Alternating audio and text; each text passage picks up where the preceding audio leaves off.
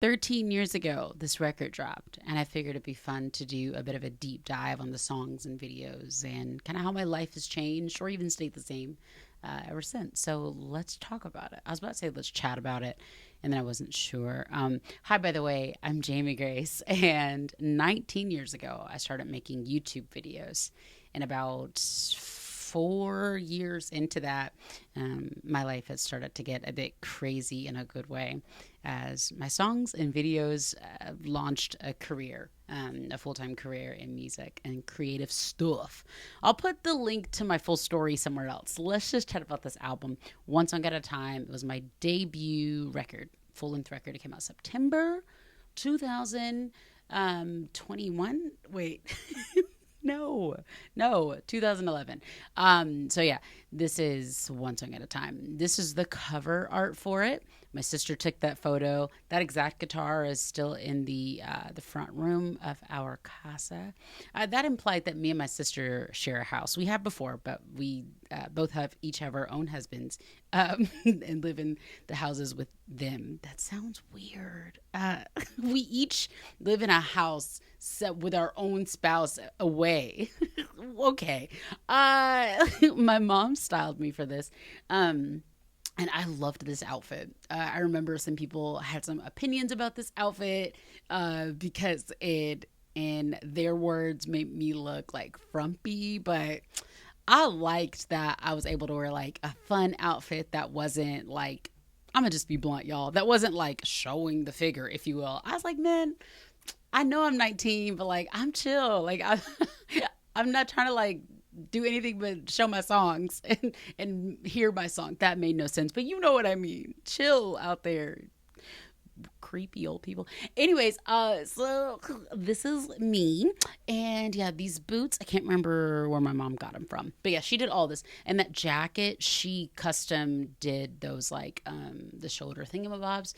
You can't see in this picture, but I have a feather earring in one ear, and I have this really cool paper clip earring in the other one that I think I got off Etsy. That was the only thing that like I picked out for myself. I've always like picking out my jewelry, and then that hairstyle would become the only hairstyle that I wore for most of my life, between like 19 and 26, 27, so 25, I don't know. And yeah, the guitars by Luna Guitars, super cool company. I still recommend them to musicians to this day.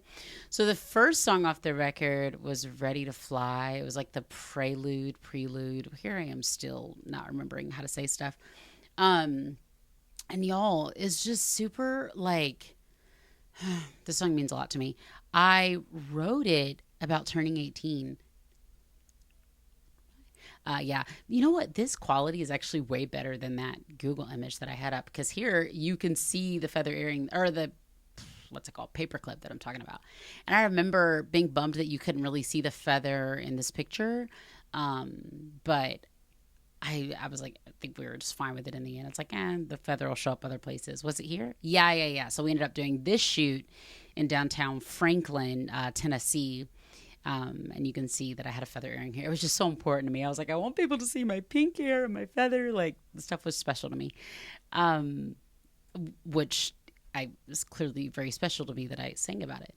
I also, yeah, so this shoot was downtown Franklin, weeks or months before or after the other shoot. They weren't done at the same time. This photographer was different. I feel horrible blanking on her name. Starts with a K. Carrie, I think. I feel really bad. She was so nice. We also toured together when I was like 17 on iShine. She was out on the road for a little bit, just helping with a bunch of crunk teenagers that were on that tour, me being one of them. So, yeah, she was really nice. Okay, but yeah, back to this shoot. My sister did this photo shoot with me. If you ever go to East Point, Georgia, it's called Camp Creek. I don't even know if this patch of grass is still there, but it was right by Movies ATL. And it was a big old just patch of grass. My sister was like, that's where we're going to date the bedroom. And thank you, Morgan Harper Nichols. Yeah, this song, though, super special to me. I wrote it about turning 18. I wrote it the night before I turned 18. I was sitting on the floor of the closet in my bedroom, and I was just crying my eyes out because growing up is hard, and I was halfway through college. It felt, I started at 16 for context. It just felt like everybody had such strong opinions and thoughts about what I should do and where I should go. And nobody was making me feel bad about those opinions or thoughts at all. It's just difficult because I just have always wanted to do the right thing and just to not mess up ever. But one, in life, we're all going to mess up. And two, there's not always a right or wrong thing, right? And I was about, like, I think I had just transferred colleges, but then I had transferred back from the college that I had just transferred to back to the original school where I started. And I just remember people would give me kind advice. They would give me opinionated thoughts, whatever it might be. And I just would take it all and not know what to do and be like, oh my gosh, like this person said, it's totally fine that you haven't that you haven't figured out what you want to major in. And this person was like, you got to figure it out. And this person was like, keep it up. You can transfer 80 times. And this person's like, you should stay here. And all of those things would pile on top of my brain. And I'd be like, what am I supposed to do? Well, which one's the right choice? And sometimes, you know what I mean? Like, none of those were necessarily bad ideas. It's just life be hard. So I wrote the song about that. And also the fact that not really anybody showed up for my 18th birthday party, but that's another story. Okay, so this is Hold Me, right? Now, this actual graphic right here is from the EP. We did a 4-song EP. I was signed to a label when I was 18 or 19, and we did a 4-song EP of Hold Me, One Song at a Time, Holding On, Lo-Fi, and then I did a cover song. And okay, so this is that EP, but it's the same audio that ended up on the full length record, One Song at a Time. So, yeah, this song, took me on quite a journey, if you will. Thanks, homie. It's really sweet. It's just really sweet to see her. So, anyways, I did this performance at the Dove Awards. Legendary performance. One to go in the history books, if you will. Listen, all three of these dudes, they're such good dudes. Family friends, two of the three, and then the guy at the middle was pretty recent to have known. I think we'd all look back and have some kicks and giggles at us, guys. I just remember I remember a lot of kind words, a lot of support, a lot of people being like, we see what you're doing a good job, all these things. But I remember a couple people too, just kind of being like, why were those guys there? Are they dancers? If they are, why are they kind of doing different dances? Like what's up? You know what I mean? Fair questions. For me, I look at this and I'm like, little kid, look at you trying to do a thing that maybe, and this isn't me calling myself like a legend or anything, but maybe something that hasn't been done before. Bringing a style, a very, I don't know, like, looks like it's going to be almost doo-woppy rockabilly, but JK, it's like driving up the coast with a convertible and an acoustic guitar and a ukulele. Like, look at you trying to do a thing. I see the vision, and I get it. A lot of people will call me an optimist, but I think that's why my music sounds how it does, because I'm always finding the reasons to smile and the joy in all of it. And so yeah, I I don't think she loved it, but yeah, we had fun. It was good. It was cool.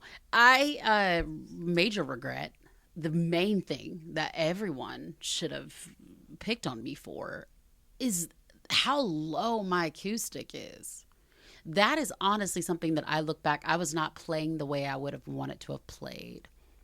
Like, I feel like I don't even know. I'm not listening to it right now, but obviously it's paused. But yeah, I feel like my acoustic, I don't know, I feel like it wasn't that strong. My playing wasn't that strong. It's like dropped way down low, and I'm not crazy fond of that.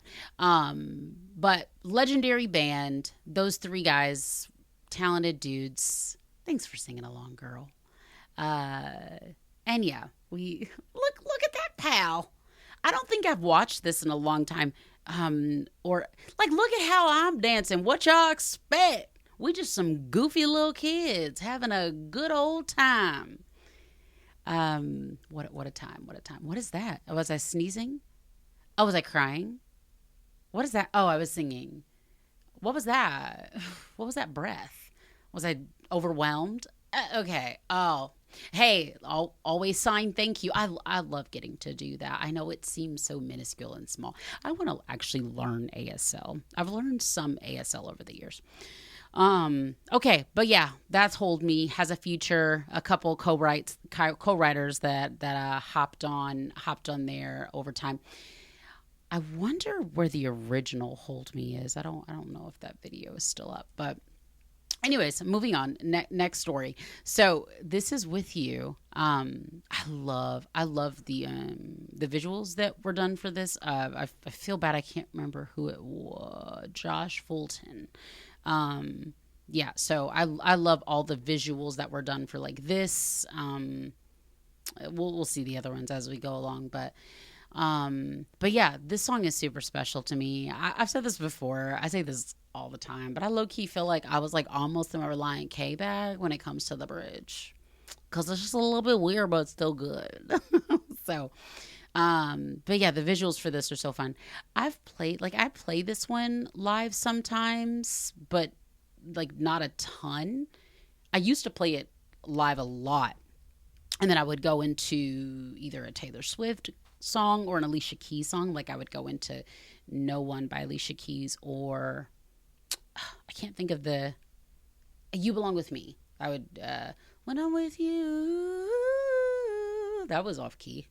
Falls by the wayside when I'm with you. What can't you see? Right? I think so. I'd be like, this is what Jesus says. Fun times, fun times. Also, backtracking a little bit to my, interesting, Devil Awards performance. Man, how many of us have the dreams of our teenage selves documented for everyone to see? That's weird. I was laughing at the same time this one was laughing. That just really creeped me out. So this is Show Jesus. Hallelujah. Yes, it does. I don't know if I'm going to do this one on the tour. Guys, let me know. What do you think? Do you think I should do Show Jesus on the tour with the band? Do you think I should do With You? I haven't decided about those two. I feel like there's songs that people know, but which is super cool. But I'm like, I don't feel like people know them like that. You know what I mean? So I haven't decided what that one's going to do or not. But yeah, same graphics guy, I think, right? Yeah, good stuff. Yeah, yeah, okay. There's a lot happening in my brain. I haven't watched this in a long time though, and it's crazy because there's no like added graphics or like drawings, if you will. It's all typography and stuff. It's really cool. Gives like the light, kind of looks like a light, like this little light of mine. That's been a fun one to mix in with Show Jesus. Like this little light of mine, like kind of mix that in there. I did that at a kids camp a couple weeks ago. That was really fun. Yeah, this is like pretty straightforward, but I love the song. I ended up doing this thing a long time ago. So this was in, this was in my first house. We just sold it last year. I had that house for over 10 years. What year was this? February 2013. So I bought my house in like 2012. Whenever Hold Me compensated me a certain amount. I was like, thank you, Lord. And yeah, a little 20-something-year-old me bought a house. Really grateful for that. This capo, dang. Okay. Sorry. Okay. Wait. Okay. I literally just said sorry because I said dang. And I know that's like so lame to some people, but I'm used to my kid being in the room. And I was like, can't say that. That capo, I got it off of Etsy. I wonder where that girl is. I think she just had, or maybe she sent it to me and then I bought some more off Etsy. I can't remember, but she had a shop called like Bedazzled Capos or something. So that was cool. I did this live loop of Show Jesus. And then the overhead, this overhead shot was an added lip sync that I added. But it's totally live loop. That laptop, I don't know where it is, but I still use that laptop all the time. It's 12 years old. I'm all about saving money and not spending money unless you have to. That bag on the couch, don't know where it is, but it was a good bag. It stayed around for a long time. I think my shirt has an owl on it. I've always liked animal shirts, still have it. I'm using an RC50 or RC500 pedal. I don't know which one it's called. It's made by Boss. It's a loop pedal. And that, you can't see it because of where the camera is, but that interface that's under my laptop that has the lights on it, that is like the black thing you see under the computer, that is literally right here. I don't think it works anymore, but I bought it from Amy Cuney, who was one of my favorite songwriters when I was in high school. And she was selling some of her gear, and my parents bought it. They like helped me. I think they matched the money or something. They bought it for me. I didn't know how to work it. I didn't know how to use it, but my parents knew that she was a really special songwriter to me. So yeah, those headphones belonged to my grandfather, my dad's dad. He's in heaven now. So those are really special that they're in this video. Unfortunately, they were lost in a move because we've moved so much. The vinyl in the background. There's a lot of CDs and vinyl on the wall. There still is in here that are really special to me. But the Amy Grant one is signed, which is super cool. The guitar's made by Luna Guitars. The necklace is, I don't really wear jewelry like that anymore. That is definitely one thing that has changed, is my style in jewelry has definitely changed. Earrings, not as much, but definitely I don't wear necklaces like that anymore. Another fun thing about Show Jesus, and there are a lot of really cool, like, and adorable, like music videos that people have made or covers that people do. But man, Show Jesus, sorry, that was really loud. Show Jesus has so many dance videos. And I think they're doing the choreography for the other group.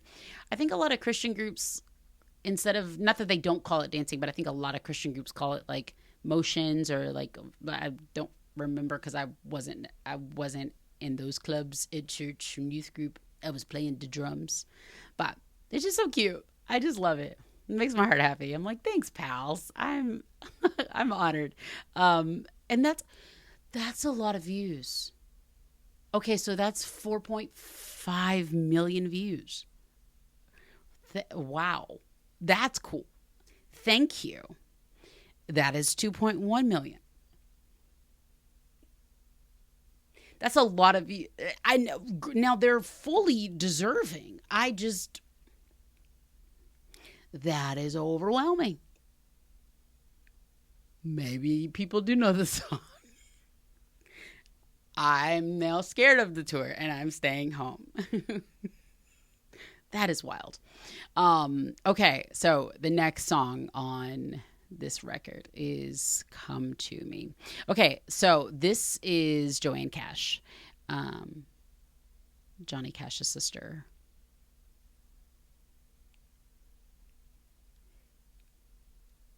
This story, and you guys got to look it up. It's almost 2 minutes long. I'll leave a link to it. This story is what inspired this song. And it's what, yeah, there's no other way to put it. And then I got to film it, the music video, at Cash Cabin, which is, well, Cash Cabin and another location. We filmed at like a chapel in Georgia somewhere. But yeah, obviously belongs to the Cash family, which is just crazy. I absolutely love Johnny Cash so much. Now, I will say, well, actually, no. Okay. I wasn't going to say anything bad, but I'm not saying it. Well, I was just a little nervous playing in a room with taxidermy. That's all I will say. I come from, as you can see in the top left. It still makes me nervous now. I don't want to see his face. That was tough. There was a room that we were supposed to do a shot in, and I was like, I can't do it. And so it makes me nervous, which is crazy because I come from a family of deer hunters, and so taxidermy is not a new concept in my eyesight. But there are rooms in my grandparents' house that I was scared of as a kid. Moving on, this little girl that plays young me, Noelle, she just got married. That is how old I am. I'm not old because I'm now married. I'm old because the younger version of myself is now married, happily married, might I add. And I say that just because they're just so adorable and they're super cute. And yeah, this video was fun to film. I will say it was hot and humid, and I'm not crazy proud of my hair situation. But I love these shots. Oh my gosh, I haven't watched this in so long. And I loved what my mom did styling wise. I was a little nervous at first just because it was so hot out, and girls, y'all know how it is when you have a long skirt. Well, girls and Jesus, I guess. When you have on a long skirt like that, you be thinking about the thighs, and it's hot and what's going to happen. I love this shot. And not in a I look cute way, okay, maybe I don't look bad, but mostly because I liked my hair better. Here, I think I tried to fix it, and it ended up getting crumpled. Looked like I'd used a crimper. This shot is really cool too. I liked my makeup a lot this day, and that long earring. Oh, I love that feather earring. And that vest. I wonder what happened to that vest. I think he got lost in moving. That's one of my favorite parts, where it's I'm walking to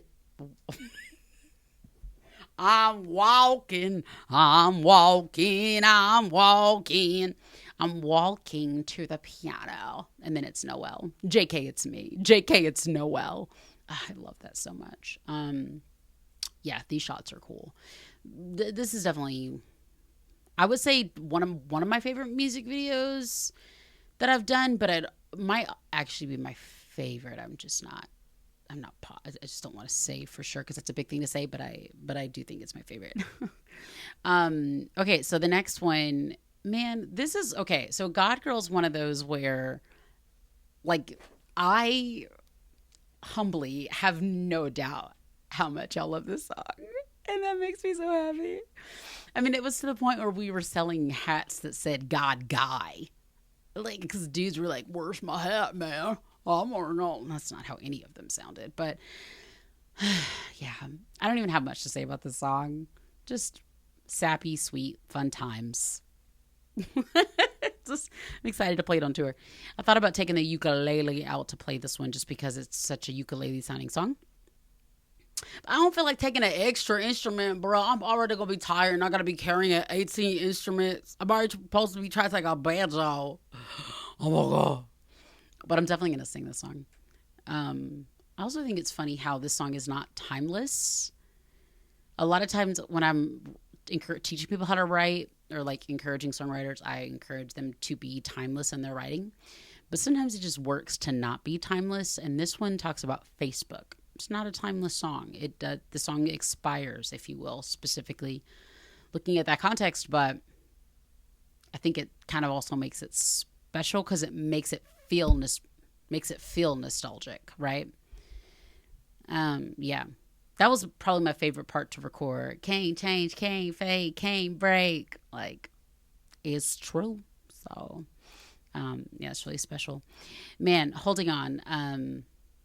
Yeah, so I didn't write this one. But when I heard it, I was like, sign me up. That's a good video right there. When I heard it, I was like, sign me up. let me cut that. I mean, it was pitched to me, so it wasn't like, it was like, do you want to pitch it? And I was like, yeah. Or do you want to cut it? And I was like, yeah. Yeah. I sang this song for the first time in years on an Instagram live a couple weeks ago. I did well, I wouldn't say horribly, but I definitely forgot a lot of the words. So I'm gonna tighten up for the tour. Don't worry. Yeah, song is really special. We never did a music video or a lyric video to this song. I feel like that should change. You Lead, man.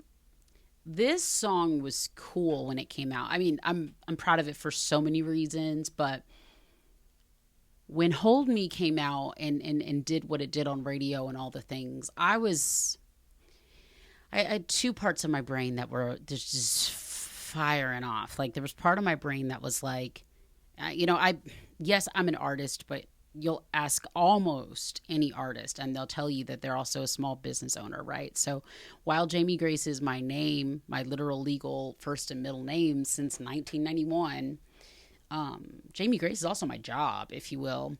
And so I remember when Hold Me did what it did for me as a businesswoman was, I was a part of the decision to make You Lead the second single.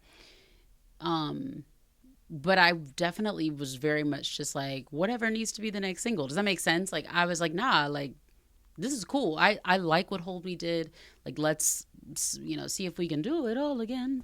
But I also remember being like, I can retire right now.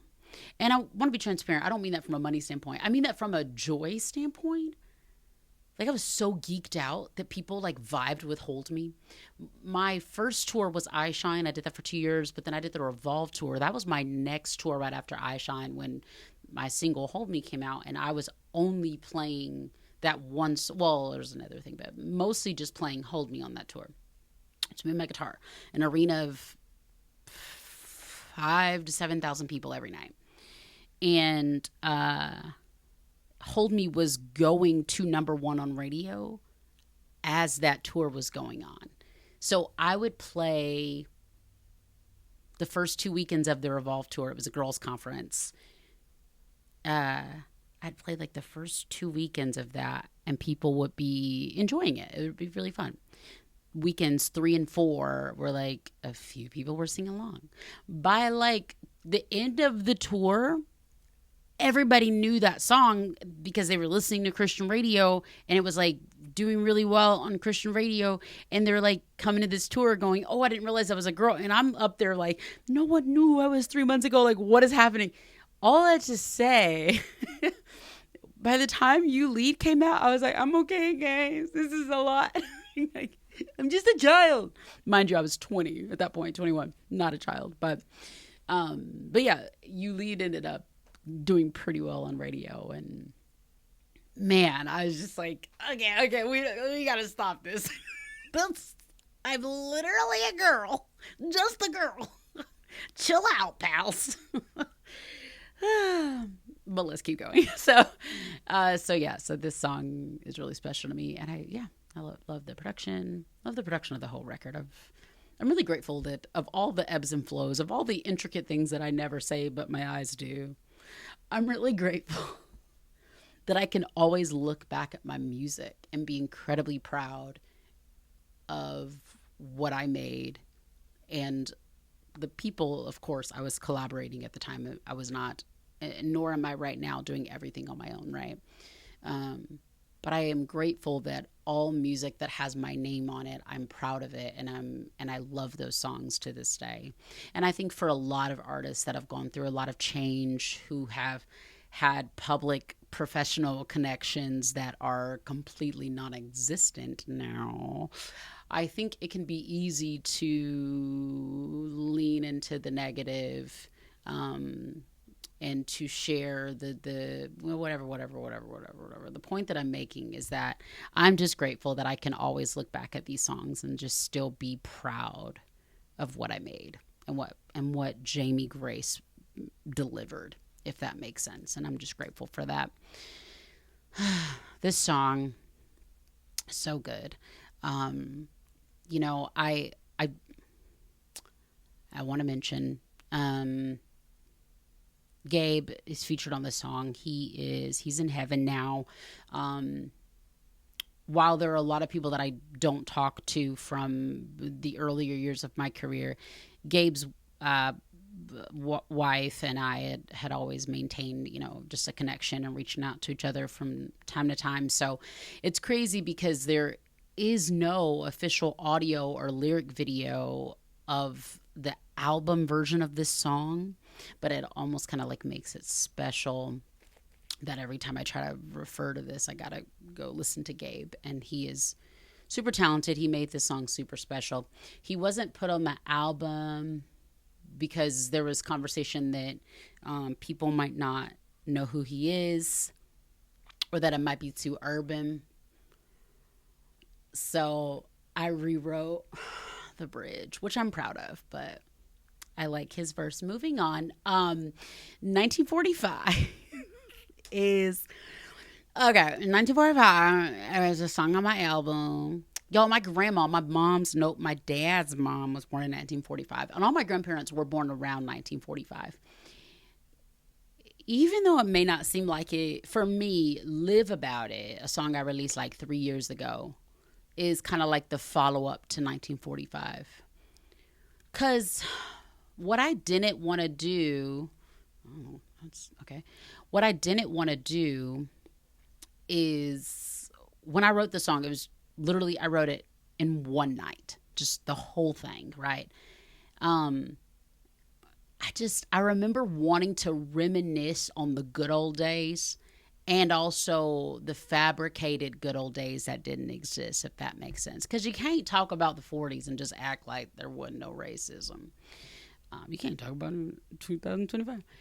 Anyway, so when I wrote this song, I was like low key, there's no sarcasm in it, but it's definitely like reminiscing on the stories that my grandparents have told me, and then also how beautiful things were from a justice and revolutionary standpoint, and then also the hope of what they could have been. Does that make sense? Because I felt like I wanted the song to be what it was. I didn't want to talk about trauma and to talk about heaviness, if you will. I didn't want to do that.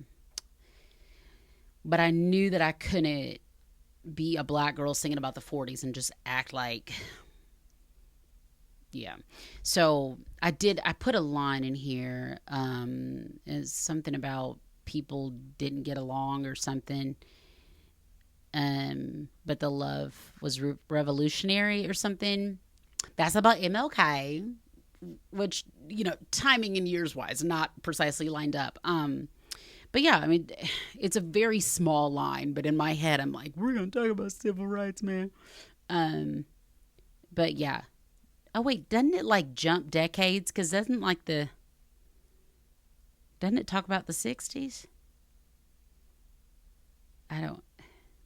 Yeah, it does. What a cool little song. Yeah, my parents always talked about like getting home before the streetlights come on, so that's where that came from. An age around 79. Oh, I always heard ladies talking about teasing their hair. So that's what that was. Growing up, I never...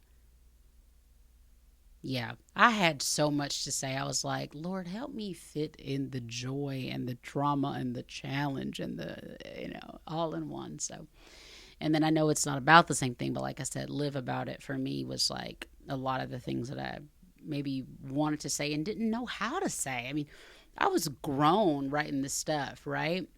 But I was 19, 20, 21. That's grown, but that's still young. So I feel like I've learned. I'm grown now. I'm grown now. But yeah, Not Alone. Really special song. I've shared this many a time before. But the family that I wrote the song for, it's their story to share. So, listen to it and pick up on the message, the lyrics if you want to. But we did this video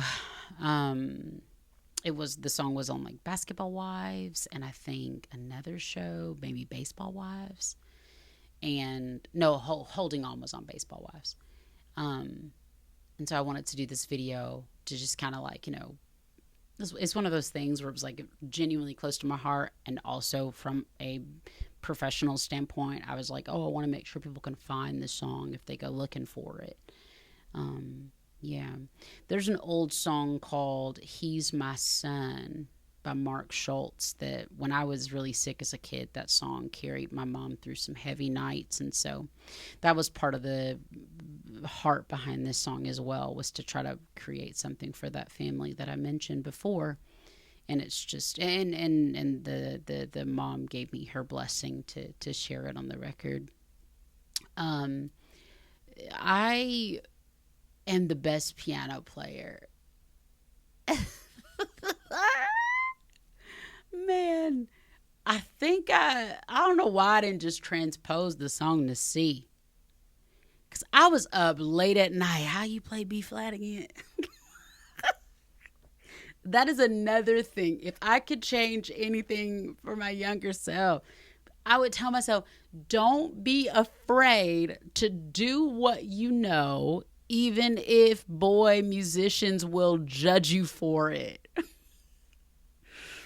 Even if boy musicians will laugh at you for having your guitar up in your neck, don't be afraid. Like, that was a lot of times what was going on with me, was like just trying to make sure that I wasn't picked on or laughed at.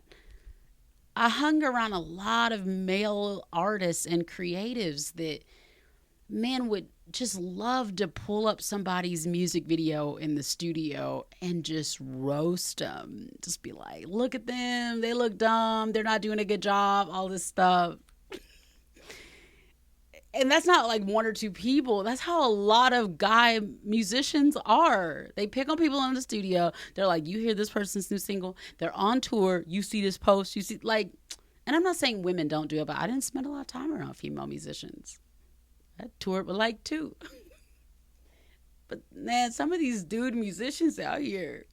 So have me and my insecurity and fear be out here playing songs in keys that I can't do well. Come on, young Jamie Grace. Play it in C, baby. And let them laugh while they can. That sounded like a threat. I was quoting a song. Fun fact, if you type in "Not Alone," you'll also pull this up. This is a feature that I did last year, and this is a really fun song, so y'all should check it out. Anyways, man, yeah, that is my record, one song at a time. Let me know in the comments what city you're coming to on the tour and what songs you think I should sing from this record. I got to do another video about this. I'll do one for Ready to Fly and 91. And yeah, I'll do some more. Okay, thanks for watching. Subscribe and all the stuff. Okay, bye.